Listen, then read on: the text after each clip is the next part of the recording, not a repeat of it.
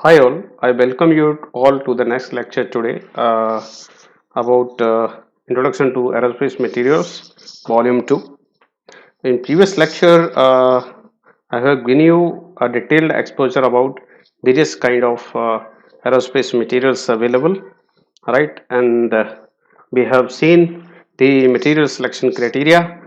We have also covered the material types where we have discussed in detail about the metallic and non-metallic material. And non-metallic material particularly we have discussed about synthetic materials. So one more type of non-metallic material is also available, that is called natural materials. So naturally, we are having so many materials available in nature. Those can also be utilized for the structural industry. So today we will see the second category of the non-metallic materials. There we will go for the material form, and we will see some applications of these materials in aircrafts. All right. So here Professor Ravi Kumar from School of Mechanical Engineering, Shastra DMTV University. So let's start our discussion for today. So agenda today is basically I will be starting with the non-metallic materials. Basically the materials which can be derived from natural resources. Then we look for the detailed view of natural materials types. Then we'll go for material forms, in what forms we can machine them. Then we'll see some examples of these materials in aircrafts. So if we look at the non-metallic materials, especially which are available in nature, and those can be utilized to form the non-metallic materials, there is a very big list, but here I will be listing down some of those materials which are widely used in the aerospace industry. First one is wood. Wood was the first natural non-metallic material that was used on the aircraft. Our Wright brother first successful flight was made of wood, basically wood and fabric. They used the wood and fabric to make the craft, particularly that has flown for just a few seconds, right? So and after that, even till 1970s, we were using the wood in various components of the aircraft. Even today, we look at in the modern aircrafts, we are using the interior, particularly cabin dividers, right, particularly made of wood or natural fiber based composites. Second non-metallic material which is available in natural nature is rubber. This is basically used for hydraulic and compressed air hoses and oil seals. Third one is glass. Glass is widely used right nowadays. You might be looking at, we are using the glass fibers particularly for the aerospace application in composite forms. It's not in a pure form. We are not using the glass, but still glass are finding application in windshield, right? For the automotive as well as aerospace vehicles. So if we look at the glass, this is a hard wearing abrasion resistance material with excellent weathering properties. So it is used for electrical insulators in the form of fibers. Uh, it is also used as in the form of fibers for reinforcing plastic, right? As I mentioned, the glass fiber reinforced polymers, wind seals, etc. So it is made by melting together the naturally occurring materials, silica, that is particularly sand, and limestone, calcium carbonate, and soda, sodium carbonate. So by melting these all elements, basically glass is formed, and that glass can be used for various purposes. It can be used as a fiber, it can be used as insulator, right, in electrical insulation or windshields. Third is ceramic, and as I mentioned, ceramics will be used for thermal protection systems, right? Particularly for re-entry vehicles, because they can sustain high temperature. Their melting point is very high. So these are produced by baking naturally occurring clays, at high temperatures after molding to shape. They are used for high voltage insulators and high temperature resistance cutting tool tips, and the thermal protection system as well. We are using the ceramic style. Diamond is known to be very hard material, particularly which is occurring in the nature. So these can be used for cutting tools, for operations at high speeds, for metal finishing, where surface finish is greater importance. Example: IC engines, pistons, and bearings. Particularly for machining purpose, we use the diamond cuttings, right? So, if we categorize natural materials, they can be subdivided into these different, categories. Asbestos, particularly asbestos, we use for fire resistance. It is having very good fire resistance. We use for thermal shielding, right? Particularly for firefighters, we use this. And then colorants, particularly for the paint industry, right? Dyes, pigments, these are also naturally occurring materials that are available in nature. Then coal, cotton, diamond, emery. Then if you come to the gases, particularly argon, methane, neon, nitrogen, oxygen, helium, these are basically are air derivatives. So these are used for various purposes. And if you go for glues, right, animal derivatives, particularly glues, gums, especially from vegetables, granite, we are using particularly in our houses, mica, oil, quartz, rubber, sapphire, wood, wool. So these are various, natural occurring materials. And at present, one more, word is being coined, and it is basically a new area of research for natural fiber composites, where researchers are exploring the fibers gained from the plants, right, animals, or natural resources, because we know that all natural fibers will be what do we say, eco-friendly as well as biodegradable, right? Because at present, main problem in front of the structural engineer is that to look for the recyclability of the current carbon fiber composites. Till today, we don't know any methods by which we can recycle them. All right, and all the international agencies are basically forcing the researchers, right, to look for a green material, right. So the solution for that definitely will be in nature. So we are looking at the naturally available fibers, and we are trying to find out the solutions, right, to attain the same, at least comparable strength, and we are, if we are able to replace at least 30 to 40% of the carbon fiber composites, that will also be a great achievement, right? Because till today, we do not know basically the methods of recyclability of these carbon fiber composites. And we are totally completely rely of over the carbon fiber composites for aerospace applications, particularly because where we need a high strength to weight ratio, and for that, carbon composite is the best option available at present. But in coming future, as a lot of research is going on biodegradable materials or green composites, if some solution comes of some of the, areas where less strength materials can be used, there we can find the applications for the natural fiber composites. So these are the different things. Now we'll look at the material forms in which materials used to be find, particularly they can be placed. First is sheet, right? So sheet may be rolled flat metal, thickness usually will be less than 0.25 inch, right? It's known as sheet.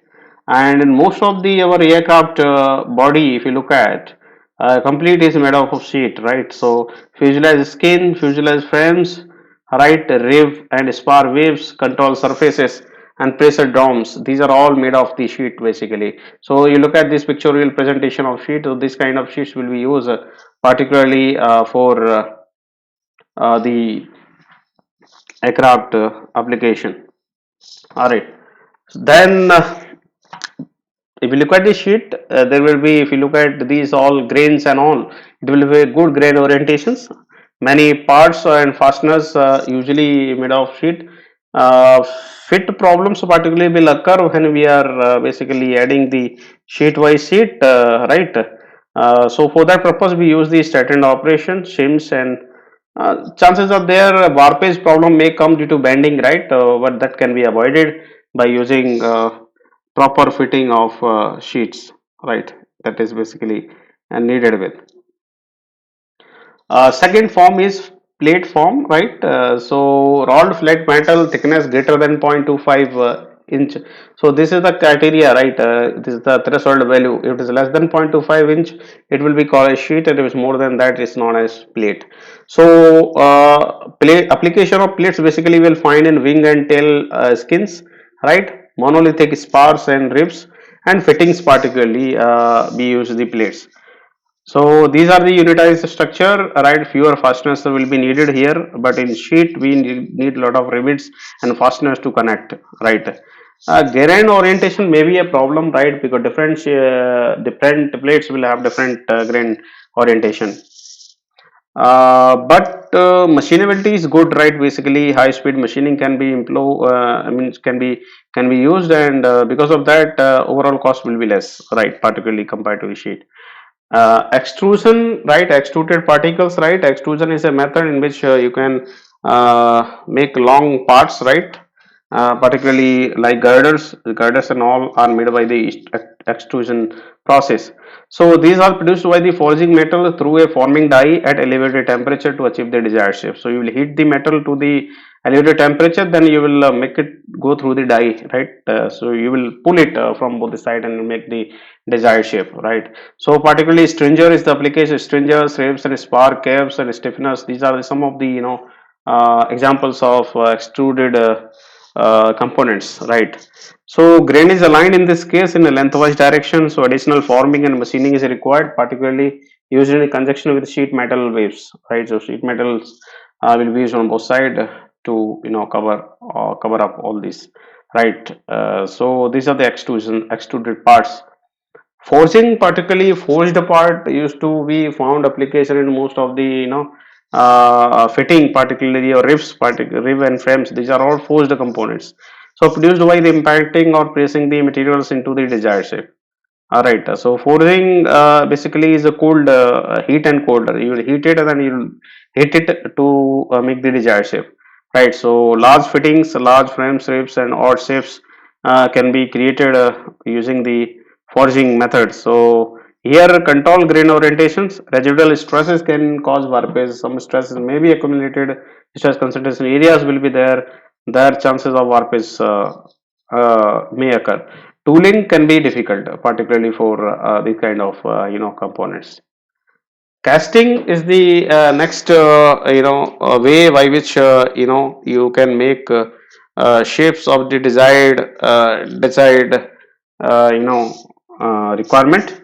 So produced by pouring molten metal into a die to achieve the desired shape, especially engine nacelle, right, covering and engine components or complex geometries particularly will be made by using this method of casting. So dramatically lower parts and fastener counts, poor fatigue and damage tolerance properties, particularly for the products which are produced by the casting. High tooling cost is required, right? Because we need a mold and we have to melt the metal. For that we need a furnace. Then you have to pour it, and so that's why high tooling cost will be high slightly compared to others. So these are the different forms in which you can create or store the metals, and their respective applications also being discussed. Now we'll see the some of the examples, right, of the parts in which we are using different kind of materials. So if you look at the upper skin, particularly if you look at the skin will be supported by the stringers. They are longitudinal running members and not the stringers. So skin basically will be aluminum plate, right, and stringers will be aluminum alloys, right, and the stringer longitudinal member, running member, this will be formed by the extrusions, right. So after machining, all right, machining it will be formed particularly. So is creep form. So this is the example of basically aluminum alloy T7351 or T7351. One is basically used for strangers. So skin is basically dominated by the compression and yeah, so it should have a very high, very good compressive yield strength. So another thing is corrosion resistance would be good, right, for the material which is used for the wing, because it will be subjected for moisture, right, and variable atmospheric condition. If we look at the lower wing cover, this was the upper wing cover. Particularly, if we look at the lower wing cover, this is also made of the aluminum plate, right? And lower wing will be subject to the tension. Upper is compression, lower will be subject to the tension dominated. So it should have a good ultimate tensile strength. One thing that is required, and also it should have a very good fatigue and damage tolerance properties, right? And stringes are there, right? Stringes are aluminum extruded components. High ultimate tensile strength is required. Good damage tolerance properties also need to be ascertained, right, for lower wing. If we look at the spars, right, these are the examples of spars, right, girder kind of structure. These are extruded part basically. So made up of the aluminum plate, high tensile and compressive strength, and thick section is required. So this is the thick section where high compression tension strength is required. Good stress corrosion resistance is also needed. So these are some of the important properties which are needed for the spars. If we look at the leading edge, particularly this leading edge when we are talking about aircraft spacing. So leading edge basically will be a clad aluminum, right, 2024 series, heat treated 2T62 after stretch forming to shape. So why clad is required for corrosion, because this leading edge will be subjected to more airflow, right? So more moisture will be first appear on the leading edge of the wing, right? It should be polished for appearance. De-icing by hot air and bird strike resistance so de-icing means icing may also form that need to be de-iced, right, by using heated airflow, or maybe some small holes can be created through which electrical current can be flow through which heating can be generated. So you can say heating coils can be attached to the wing to make the de-icing, and bird strike resistance should also be very good for this leading edge particularly. So these are some of the important properties which are needed for leading edge materials. If we just focus on landing gear support beams, right? Particularly these are the beams by which landing gears will be supported. So beams which we are using landing gear will be subject to both tension as well as compression. So it requires high strength, right? So we'll go for titanium 6Al V4V annealed forging. High strength and stiffness is required, right? So height is limited by the wing contour, right? So the wing in which these beams will be attached, and over that your landing gear will be mounted. So these are the holes in which you will attach the landing gears, right? It should have very good fatigue and damage tolerance. That is one of the most important properties for the landing gear support beam. If we look at the wing body attachment, right, basically the fuselage and wing attachment, that portion, right, we use basically PS13 8 molybdenum crest steel bar, right. So critical, this is a basically very critical design, right, and should have a very good high strength. Means it should have very good strength, right, because we are attaching the wing here. So as well as corrosion resistance will also be very high for this material that are being used for the wing and fuselage fitting, right, for that because that is the section which is more critical in the aircraft assembly. And another flap track, basically this is the flap tracks when we are talking about this complete a flap track. This is also made of PH13 8 ammo crest steel bar. Geometry is very limited by requirement. This is the flap section, right, basically by internal wing. All right. So it may be this basically when we are talking about this flap track, it will be subjected to more very high stress levels. So the material is requiring is having very high strength, right? That's the one thing. So high stiffness is the required to meet flutter and flap geometry criteria, and good corrosion resistance is also one of the most important criteria for all the materials which is being exposed to the atmosphere. Example of the composites because of their high strength to stiffness to weight ratio, they are they are widely used in the aerospace industry. Particularly, you may find application in space exploration activities. We are using the composites. All right, offshore structures, particularly wind turbine. There also we are using the composites. Third application you can find in the boats, right? Selling boats also made of the composites, and sport goods, right? Particularly, they are also made of the composite using the fibers, right? And reinforced plastic are being used particularly for hull application of the ship. If we look at the aircraft, there we are using the carbon reinforced plastics, right? This is also one of the form of composites. Ceramic matrix are basically are used for high temperature application, re-entry vehicles. So for space exploration, space vehicles basically are made of ceramic matrix. And if we are basically designing for the aircraft engine, engine parts also need to be having a very high thermal resistance, right? It means it should be withstand those temperature. For that purpose, also ceramic matrix composites are being used. Metal matrix, particularly these are used in the cars, right? Cylinder linings and all. These are metal matrix composites applications, right? You can find application in cylinder lining, right? Basically, this the here you will find the application of metal matrix composites. Laminates, particularly Kevlar or taffeta, polyester, these are using the shell boats. Particularly, you find application of laminates, as well as laminates are being used for outer skin panels and fuselage of A380. Or in the aircraft, basically, you will find application of most of the components are made of the laminated composites. So ceramics are compounds of metallic and non-metallic elements. Examples includes oxides of alumina, insulation and abrasive, zirconia. So you find application on this. This is the spark plug, right? For the purpose, use the ceramics. Next one is the carbide, tungsten carbide tools in carburation particularly we use. Next one is nitrides, cubic boron nitrides. This is one of the second hardest materials after the diamond. And if we look at the carbon fiber composites are discovered in 1969, and now till now it is dominating basically the aerospace industry. So carbon fiber can be made to a tensile strength roughly 5 times that of steel. So it is typically used with epoxy resin or other plastics to form a matrix that keeps the fibers together.